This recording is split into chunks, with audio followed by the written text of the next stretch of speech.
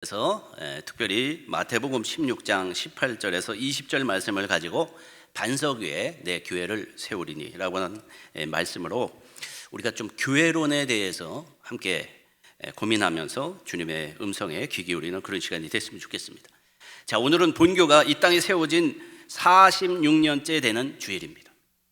그래서 특별히 46년이라는 그 기간 동안 우리가 생각해야 될 것은 뭐냐면 그 모든 시간이 하나님의 은혜였다. 여러분, 하나님의 은혜 그 자체였다는 거죠. 우리 그 사실을 기억하면서 의미를 새겨보아야 할 것입니다. 사실 이 같은 은혜는 단순히 우리의 필요를 채워주시는 것을 넘어서 우리의 마음과 영혼까지도 주님께서 돌봐주시고 충만케 해주신 그러한 은혜였습니다. 그렇습니다. 오늘은 본교회가 지내온 시월 46년이 되는 의미 가득한 시간. 그래서 오늘 이 시간에는 옆 사람하고 이렇게 인사를 우리가 해봤으면 좋겠습니다. 저를 따라서 한번 인사를 봐주세요. 옆 사람 보면서 오늘까지 함께 하셨던 하나님 감사합니다. 여러분 감사하십니까? 그렇습니다. 하나님이 함께 하셨어요. 너무 감사한 그러한 우리의 고백이죠. 자, 그런데 우리는 이와 같은 날을 우리가 맞아서 과연 교회가 그러면 창립된 날이라고 해야 되는 것이 맞을까요? 아니면 창설된 날이라고 하는 것이 맞을까요? 여러분, 교회의 창립이 맞습니까? 창설이 맞을까요? 이 질문은 아주 중요한 질문입니다. 왜냐하면 교회의 출발점에서 어떤 시작이 되었느냐가 아주 중요하기 때문에. 자, 그래서 그 의미를 찾아봤더니 창립이 맞다 그럽니다. 창립이 맞다. 왜냐? 창립의 한자를 한번 풀어보면 그 의미가 더 새겨집니다. 창립에서 창자를 우리가 한자로 찾아보게 되면 그 뜻이 뭐냐면 창조하다라는 의미가 있습니다. 창조되다, 창조하다. 자, 이것은 단순히 시작된 것을 넘은 것입니다. 단순히 시작된 것을 넘어서 신앙 공동체나 조직의 기초를 넣는 것을 우리는 뭐라고 그러냐면 창조하였다, 창조되었다 이렇게 얘기를 한다는 것입니다. 자, 리브라고 하는 단어를 한자로 채워보게 되면 그 글자의 뜻이 뭐로 나오냐면 서다, 세우다, 세워지다 라고 하는 뜻이 있는 것을 발견하게 됩니다. 자, 그러니까 이 의미 두 가지를 우리가 합쳐보자는 거죠. 그래서 이 뜻을 찾아보게 되면 창립이라고 하는 단어는 어떤 의미겠냐면 새로운 시작으로서 세워지다, 세워진다 그런 뜻인 것이죠. 그러니까 창립주일의 의미는 뭐냐? 이 교회나 단체의 시작과 그 동안의 여정들을 뒤돌아보면서 현재와 미래에 대해서 고민하며 앞으로도 우리가 계속 세워나가야 하는 사명을 발견하는 날이 바로 창립주일입니다. 오늘 우리가 그냥 기뻐하고 수건을 받고 맛있는 음식이 있으니까 그거 나누고 교제하고 그렇게 헤어지는 그런 시간이 아니라 이 의미대로라면 우리는 또 다른 사명을 발견할 수 있어야 한다는 것입니다.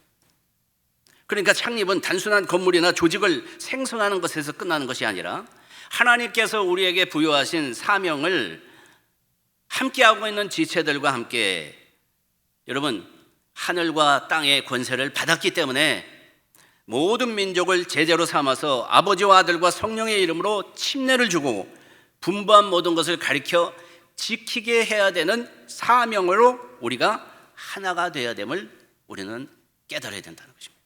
그러기에 오늘 창립 46주년은 우리로 하여금 새로운 결단과 각오를 요구하게 하는 줄 믿습니다. 그래서 이 시간을 통해서 우리에게 주신 소명과 비전을 위해서 우리가 다시 한번 오늘 다시 시작하는 거죠. 다시 우리가 힘차게 도약할 수 있도록 우리가 결단과 각오를 주님 앞에 올려드려야 될 줄 믿습니다. 그런 의미에서 오늘 나눈 말씀이 바로 마태복음 16장의 말씀입니다. 18절부터 20절까지의 말씀이죠.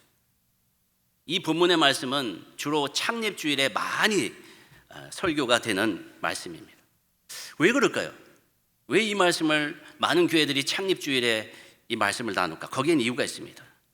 이 말씀 속에서는 우리에게 뭘 가르쳐 주냐면 교회가 무엇을 위해 세워졌는가? 교회는 무엇을 위해서 힘써야 되는가? 이것을 분명히 우리에게 교훈하고 있기 때문인 것입니다.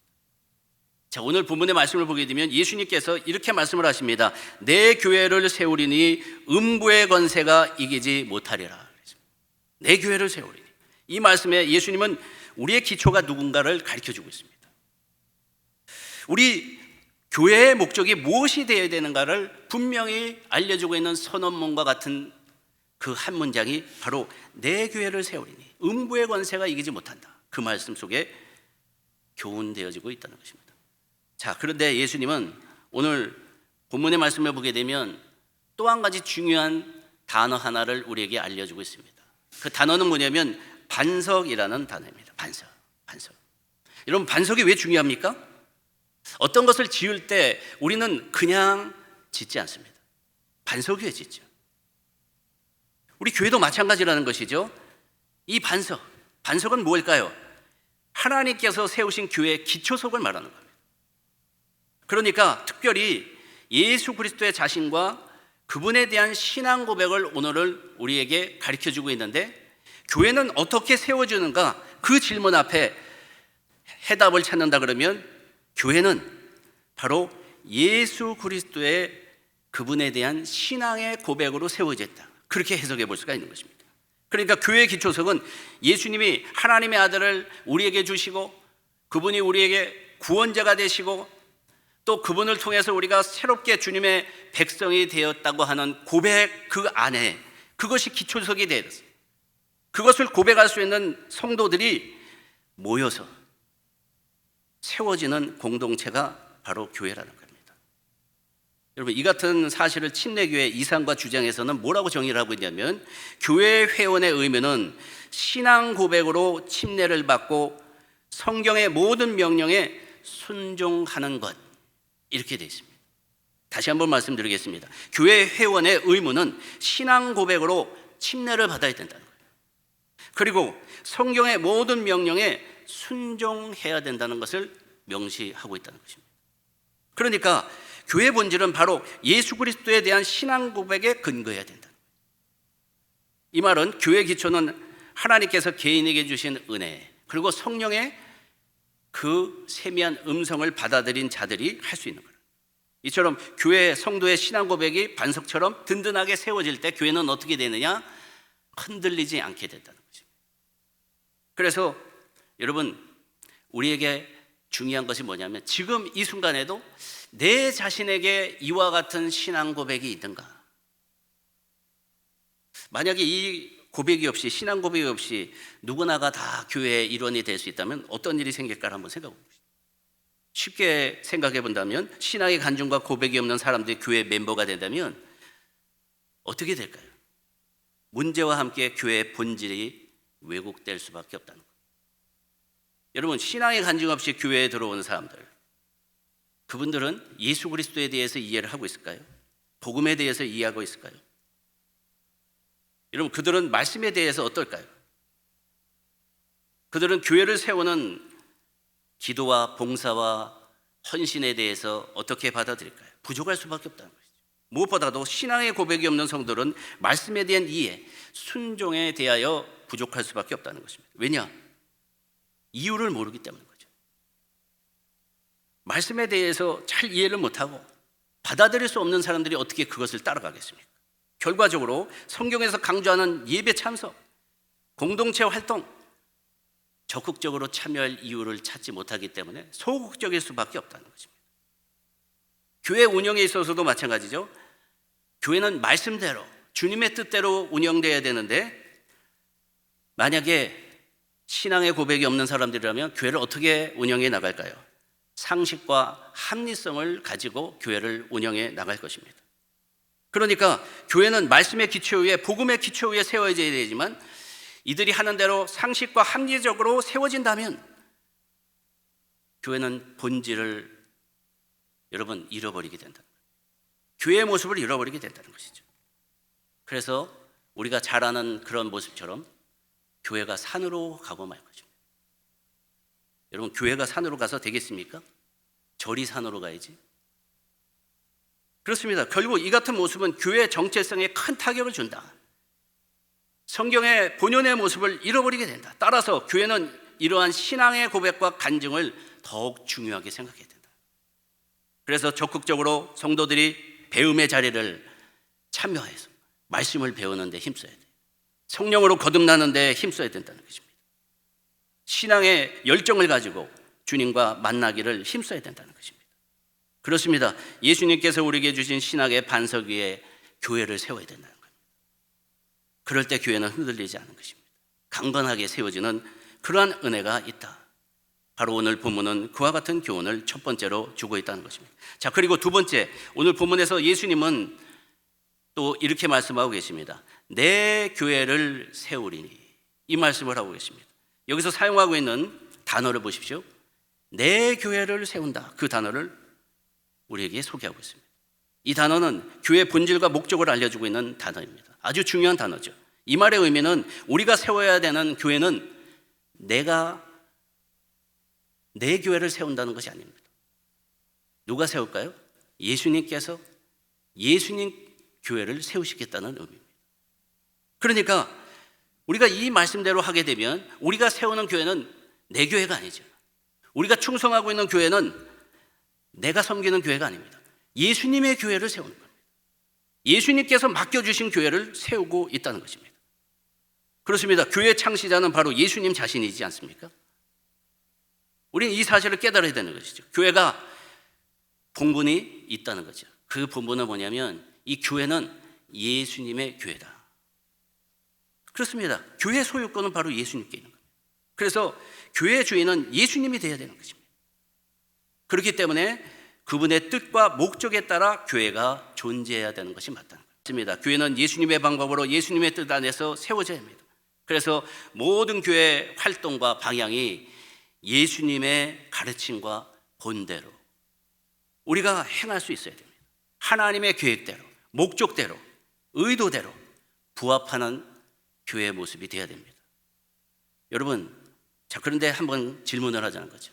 그렇다면 예수님의 방법이 뭘까? 교회를 예수님의 방법대로 세라고 하는데 예수님의 방법은 대표적인 것이 있습니다. 몇 가지를 소개시켜주면 예수님의 방법은 기도였습니다. 기도. 여러분, 예수님의 방법은 뭐였을까요? 사랑과 섬김이었습니다.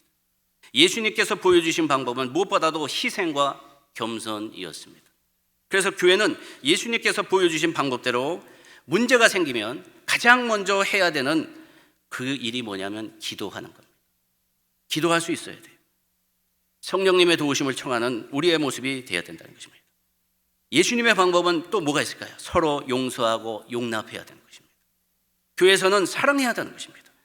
이 사랑을 아는 것에만 머무는 것이 아니라 실천하기 위해서 겸손으로, 희생으로 사람들을 섬기며 복음을 전할 수 있어야 되는 것입니다. 예수님께서 하신 말씀이 뭐죠? 나는 섬김을 받으러 온 것이 아니라 나는 섬기려 왔다 그랬어요. 예수님께서 말씀하신 것입니다. 예수님은 사람들과 활동 이외에도 항상 하시던 그런 모습이 있습니다. 한적한 곳에 가셔서 기도하셨습니다. 이렇게 예수님은 기도하는 것으로 문제를 해결하셨습니다. 그래서 풍랑이 일 때도 다른 사람들은 불안하고 초조하고 이런저런 방법을 찾았지만 예수님은 기도하셨습니다. 기도하시자 풍랑이 잔잔해졌다 그랬습니다. 귀신 들린 사람들이 찾아왔습니다. 예수님 앞에 도움을 청했습니다. 문제 앞에 섰습니다. 예수님은 그때도 기도하셨습니다. 그래서 귀신을 쫓아내셨습니다. 그렇기 때문에 우리가 기도하면 하나님께서 듣고 응답하신다는 그 원칙을 가지고 믿음을 가지고 교회에 문제가 많이 생기죠. 어려운 일이 많이 생기죠. 그럴 때마다 우리는 어떻게 해결해야 되는가 오늘 본문에서 가르쳐 주는 겁니다. 기도해야 된다는 거죠. 뿐만 아니라 예수님께서는 사람들을 위해 자신을 희생하시고 낮추셨습니다. 그렇기 때문에 우리도 교회 안에서 다른 사람들에게 겸손하게 낮춰질 수 있어야 되는 것이죠. 하나님의 은혜를 생각하면서, 그죠? 교회 안에서 섬김의 자세로. 왜 그래야 되냐고요? 왜 섬겨야 되냐? 예수님이 그렇게 하셨거든요. 예수님은 가시는 곳마다 사람들을 섬기셨습니다. 사랑으로 어루만지시고 기도해 주시고 섬겼습니다. 우리 교회 안에서도 바로 그와 같은 방법이 우리 교회를 세워나가는 모습인 것입니다. 무엇보다 교회는 하나님 뜻 안에서 세워져야 합니다. 하나님 뜻 안에서 세워진다는 건 뭘까요? 말씀 안에서 세워지야 된다. 우리의 결정과 기타의 문제들을 기도하며 하나님 뜻 안에서 해결하려고 말씀을 펼칠 수 있어야 된다. 이렇게 예수님의 방법과 하나님의 뜻을 따르는 교회는 사람의 계획이나 욕망이 아니라 하나님의 인도하심을 받게 됩니다. 하나님이 지키십니다. 그래서 어떤 문제가 생겨도 하나님이 해결하십니다. 결론적으로 내 교회를 세우리라고 하는 그 말씀은 이 교회에 내가 책임지시겠다는 겁니다. 주님께서 해결하시겠다는 것이죠. 그래서 예수님께서 보여주신 방법대로 세상에서는 그렇게 하면 어리석다고 할 것입니다. 그게 방법이냐고 물어볼 것입니다. 그러나 이 교회는 주님께서 원하시는 방법대로 세워지는 것이 맞습니다. 말씀대로 말씀의 기준에 예수님의 은혜를 생각하면서 교회의 목적과 사명을 발견해서 달려갈 수 있어야 된다는 것입니다. 여러분, 우리가 사용하는 그 단어 중에서도 이런 말이 있죠. 주님께서 피값으로 사신 교회라고 그러죠. 주님께서 피값으로 사셨다. 그렇습니다. 우리가 잘 알고 있는 주님께서 피값으로 사셨다는 그 의미가 뭘까요? 이 말의 의미는 교회는 예수님께서 자신의 생명을 바쳐서 세우신 공동체라는 거예요. 예수님께서 우리를 구원하시기 위해서 십자가에 오르셨죠.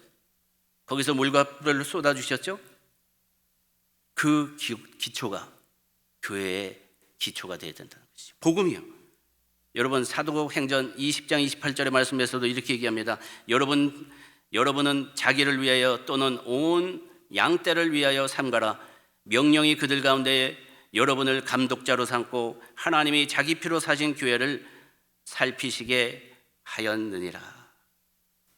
결론적으로 교회는 예수 그리스도의 희생을 통해서 구원받은 성도들이 함께 모여서 하나님의 영광을 위해서 오늘도 전진해 나가는 공동체를 이야기하는 겁니다. 이곳에서 그와 같은 일들이 우리가 해나가야 될 일이라는 것이죠. 마지막으로 오늘 본문에 보게 되면 19절에서 예수님께서는 또 이 말씀을 하십니다. 내가 천국 열쇠를 내게 주리니, 이 말씀을 하고 계십니다. 본문의 말씀을 보십시오. 16장 19절 말씀, 예수님께서 말씀하신 거죠. 이렇게 얘기합니다. 내가 천국 열쇠를 내게 주리니 내가 땅에서 무엇이든지 매면 하늘에서도 매일 것이요 내가 땅에서 무엇이든지 풀면 하늘에서도 풀릴 것이다. 이 얘기를 하고 있습니다. 예수님께서 베드로에게 하신 말씀이에요. 내가 내게 천국 열쇠를 주겠다. 자, 그런데 이것은 단순하게 예수님께서 베드로에게만 하고 있는 말씀이 아닙니다. 이 말씀은 믿는 모든 자들에게 해당되는 말씀입니다. 특별히 우리는 이제 어떤 사람인가? 천국 열쇠를 받은 사람이다. 여러분, 얼마나 감사합니까? 천국의 열쇠를 주셨다. 이 열쇠를 받게 되면 어떻게 될까요? 예수님의 이름으로 기도하면 하늘문도 열리겠죠. 예수님의 이름으로 기도하면 구원의 문도 열릴 것입니다. 그러니까 축복이 약속된 그 말씀이죠. 그러니까 엄청난 축복일 것입니다. 그런데 그것만 끝나는 것이 아니라 이 구절에서 정말 강조하고 있는 건 뭔가, 천국의 열쇠를 받았다는 것은 우리에겐 축복만이 아니라 특별한 권위와 책임도 우리에게 주어졌다는 것을 말씀하고 있다는 것입니다. 여기서 말하는 권위와 책임은 뭘까요? 하나님께서 우리에게 맡기신 이유가 있다는 겁니다. 하나님께서 이 교회를 맡기신 이유가 있다는 것이죠. 여러분들도 한번 생각해 보세요. 쇠대를 아무한테나 맡깁니까? 그 사람한테 맡기면 기대하는 것이 있기 때문에 맡긴 거 아니에요? 그 기대하는 게 뭡니까? 책임이라는 것이죠. 그러니까 어떤 책임을 말하느냐? 하나님 나라를 이루고 확장하는 그 헌신의 책임을 얘기하는 것입니다. 그래서 천국 역사를 받은 자들은 하나님의 진리와 복음을 전파해야 되는 책임이 있다는 겁니다. 교회에 하나님 앞에 부름을 받았다면 그 부름에는 사명이 있다는 겁니다. 부름으로 끝나는 것이 아니라 이 책임을 다하기 위해서 우리가 오늘도 존재하고 있다는 것이죠. 이 책임이 뭘까요? 전도와 선교를 이야기하는 겁니다. 교회는 전도와 선교에 대한 사명으로 불타야 됩니다. 왜 그렇습니까? 그리스도께서 교회에 맡기신 핵심적인 사명이 뭡니까? 복음을 전하는 것이기 때문에 교회는 단순히 모여서 예배드리는 공동체로 머물러서는 안 됩니다. 교회는 단순히 모여서 우리가 즐거운 시간만을 보내는 것이 되어서는 안 됩니다. 교회는 세상 가운데 하나님의 사랑과 복음을 증거할 수 있어야 합니다. 우리는 먼저 사랑을 받았기 때문에 이것으로 만족해서는 안 됩니다. 하나님의 사랑을 전해라. 그 사명이 있다는 것입니다. 왜일까요? 예수님께서 우리에게 천국의 열쇠를 주셨기 때문에. 열쇠를 주셨기 때문에. 그래서 교회는 세상을 향한 하나님의 사랑을 실천하는 공동체가 되어야 되는 것입니다. 그래서 교회는 복음을 통해서 사람들에게 다가가야 됩니다. 전도와 선교는 종교적인 의무가 아닙니다. 우리의 사명입니다. 그래서 이 세상을 변화시킬 수 있도록 오늘도 힘써야 된다는 것이죠. 이렇게 전도와 선교는 교회와 성도들이 하나가 돼서 주님 앞에 우리의 사명을 받드는 겁니다. 그 이유 때문에 교회가 존재하는 것입니다. 이렇게 할 때 주님은 우리에게 영적 성장을 가져다 주시고 복음의 은혜를 가져다 주고 믿음을 성장시켜 주시며 하나님께서 힘과 능력이 되심을 보게 하실 것입니다. 여러분 사도행전 4장 33절의 말씀에도 보세요. 사람들이 큰 권능으로 주 예수의 부활을 증언하니 무리가 큰 은혜를 받아 그랬습니다. 사도행전의 말씀을 보십시오. 교회가 성장하게 된 그 배경을 사도행전이 명확하게 가르쳐주고 있습니다. 그 배경이 뭐였죠? 전도와 선교입니다. 그래서 우리가 정말 주님 앞에 이 갈급함을 가지고 교회를 성장시키길 원한다면, 부흥을 경험하기 원한다면 교회에서 주고 있는 해답은 단 한 가지입니다. 전도하는 겁니다. 선교하는 것입니다. 그러나 요즘 이 시대 교회와 성도들에게는 전도와 선교라고 하는 사명이 중요하지 않은 그런 사명으로 여러분 그렇게 인식이 되고 있습니다. 특별히 코로나19 이후로 의식조사를 보니까 성도들이 뭐에 만족하는가 봤더니 코로나 이후에 예배 회복된 것만으로도 만족하다. 예배가 회복된 것만으로 만족하다는 것입니다. 그러니까 이 얘기는 뭡니까? 전반적으로 교회가 해야 되는 전도와 선교에 대해서는 여러분 도전을 받지 않는다는 거죠. 요즘에 보니까 온라인 강의, 예배 서비스 이런 것을 많이 하지 않습니까? 이게 물론 유용한 방법일 수도 있습니다. 그러나 여기에는 아주 명확한 하나의 단점이 있습니다. 그게 뭐냐? 개인에게 초점을 맞춘다는 거예요. 개인에게. 그러다 보니까 사람들도 만날 기회도 없고 신앙의 모습이 어떻게 되냐? 자기 하나만을 생각하는 신앙으로 전락해버린다. 그래서 지금 교회 안에 많은 어려움이 있는 것이 사실입니다.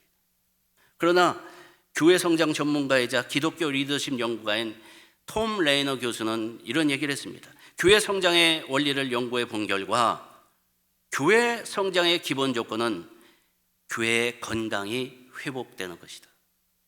교회 건강이 회복돼야 된다. 그러면서 교회가 건강하려면 전도와 선교의 핵심적인 역할을 감당해야 된다. 결론적으로 톰 레이너가 주장하는 것은 뭐냐면 교회 성장과 원리는 간단하다는 것이죠. 교회가 건강하면 된다는 겁니다. 그럼 교회가 건강하려면 어떻게 해야 되느냐? 주기적으로 밖으로 나가야 된다는 거죠. 나가서 복음을 전하는 거죠. 선교에 지원을 하는 겁니다. 기도하는 것입니다. 선교를 위해서 주님 앞에 늘 고민하는 겁니다.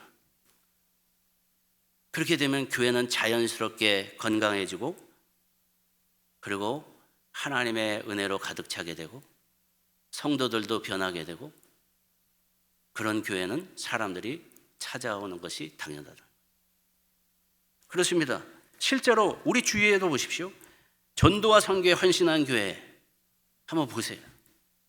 성장하는 것이 너무나도 당연합니다. 왜 그럴까요?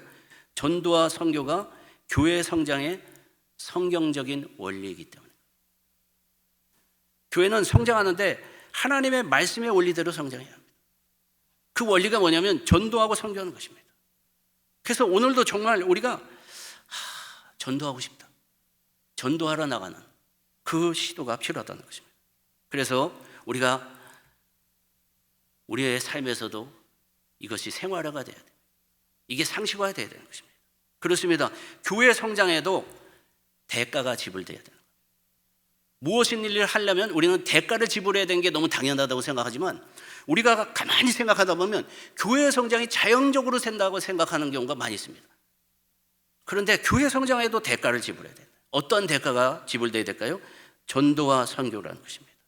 그것이 바로 교회 성장을 이끄는 중요한 축이다. 오늘도 이 말씀을 본문에서 우리에게 찾아볼 수 있는 중요한 교훈이라는 거죠. 그렇습니다. 오늘 창립 46주년을 맞아서 이 같은 사실을 우리가 깨닫고 우리가 지금 하고 있는 일이 뭡니까? 하나님 나라를 확장해 나가는 그 사명을 통해서 우리가 주님 앞에 충성하는 거죠. 우리는 누구인가를 한번 생각해 보세요. 우리는 부르심의 사명이 있다는 거죠. 성도는 부르셨기 때문에 온 겁니다. 어떤 부르심일까요? 바로 복음의 그 사명을 감당하기 위해서 부르심을 받은 사람이 성도입니다. 그 일에 충성하는 것이 바로 우리의 모습이라는 것이죠. 우리가 언젠가 주님 앞에 섰을 때 그때 주님은 그렇게 말씀하실 거예요. 잘했다 충성된 종아. 오늘도 이 사실을 다시 한번 마음속에 새기면서 그렇습니다. 46년의 시간은 너무나도 길고 힘들었습니다. 그러나 앞으로가 더 중요하다는 거죠. 우리가 어떻게 교회를 세워나갈 수 있을까? 오늘 말씀을 생각하면서 충성된 종으로 주님 앞에 여러분들의 신앙과 삶을 드려서 주님의 영광을 드러내시는 저와 여러분들이 되시기를 주님의 이름으로 축원합니다.